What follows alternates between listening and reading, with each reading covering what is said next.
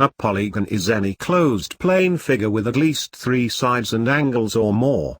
SolidWorks draws regular polygons. Polygons with all sides and angles equal. Irregular polygons must be drawn as individual line segments. Now to draw a hexagon. A hexagon is a polygon with 6 sides.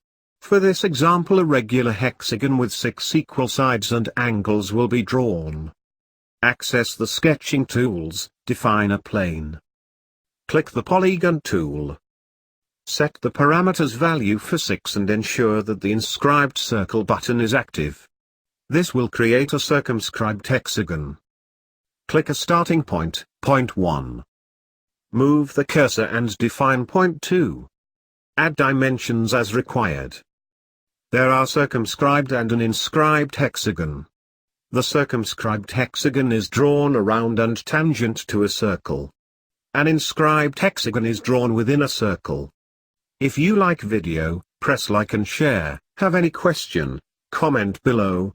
Try to answer you. To learn SolidWorks beginning to advanced level, subscribe our channel. Thanks for watching.